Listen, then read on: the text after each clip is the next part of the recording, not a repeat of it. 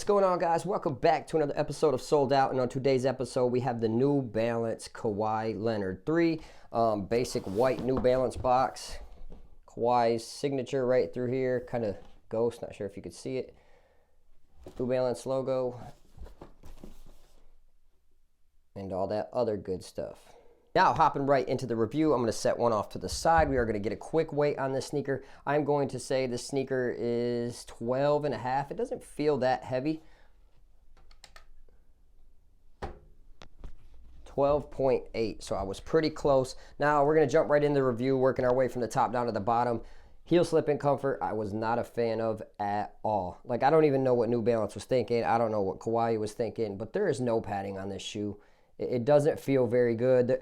Like, the way your heel sucks into the shoe, it feels pretty decent, but like for the most part, the padding is lackadaisical, and I had a lot of rubbing. There wasn't heel slippage necessarily, but like I could still feel this right here rubbing. You guys could see how thin that is. I hope you could see how thin that is on camera. It is a very thin inside of this sneaker, and I did not like it at all. I did have a tiny bit of heel slipping. I played for 15 minutes, kind of put up with it. Untied my shoe, locked it back down, and there was no heel slippage, but you could just feel the rub on this. The material isn't that comfortable at all. I just was not amazed with the heel slipping comfort on this. It did not feel very good whatsoever. I like the Kawhi 2 a lot better when it comes to that aspect. So yeah, I'm not really happy with that on the Kawhi 3. Now, working our way down to the tongue. Tongue was nice padded tongue. I thought it was dope what they did with the New Balance logo on the tongue. One's going that way, and I'll grab this other one real quick. And this one is going opposite. So I thought that was pretty dope. I like the tongue. Laces were pretty heavy duty laces. They got red tips on them right there. Don't know why they didn't put like the claw or Kawhi or something, a New Balance logo on them, but they cheaped out. And for a $160 sneaker, I don't think you can really afford to cheap out. People want what they pay for, and it's just the small things that count when it comes to making a high-end sneaker, especially when you're paying 160 bucks. I want it all if I'm paying 160. So yeah, I really wasn't amazed there with the laces. I mean, the material's high quality, but I just like the attention to detail, and I don't think they really got it good with this one. Now, down onto the tongue being breathable or not, it really wasn't. The sneaker was pretty hot for the most part. I know you see a lot of mesh and stuff around the sneaker, but the sneaker still ran hot. The tongue, I wish it would have been perforated, but it was comfortable on foot. Now, down onto the materials. Like I said, a lot of mesh on the sneaker. You guys can see it, but there is some thick padding behind that mesh, like very thick. The sneaker itself felt very comfortable in the front half of the sneaker. I had no issues whatsoever. I seen someone say they couldn't get over this right here. Looks like a Kobe emblem, and now I cannot get that out of my head, which is cool. I get it if you're, paying respect to Kobe and stuff like that. But the materials are just cheap feeling. This is like a cheap felt. I wouldn't even call it like a nubuck or a suede. I just wasn't a fan of the Kawhi 3. I love the Kawhi 2. Had a lot of good things to say about that. Now, down on the cushioning.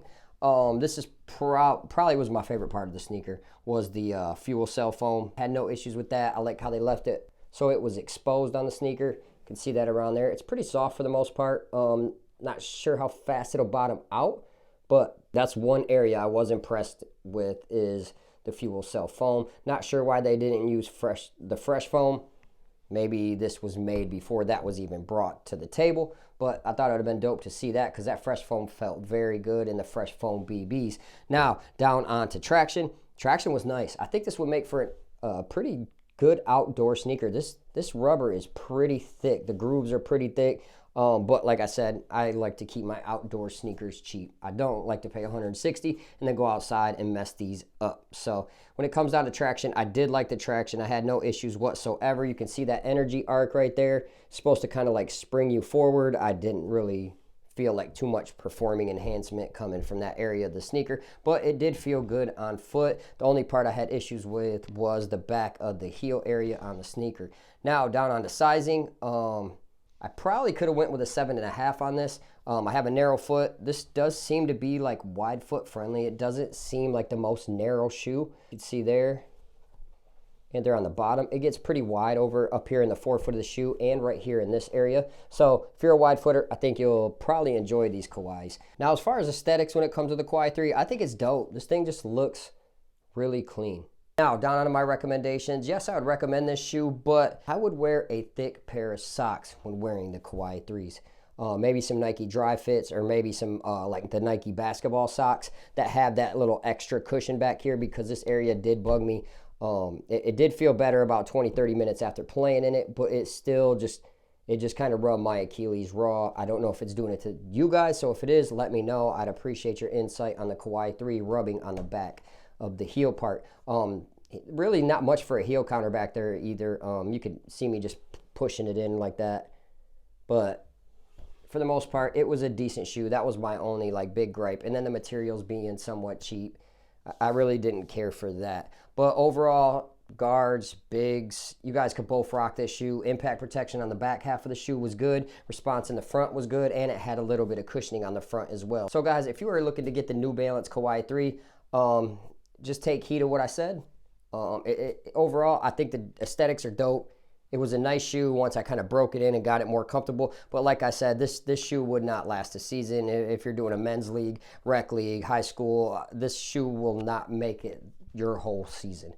And if I'm wrong, come back to me next year and let me know.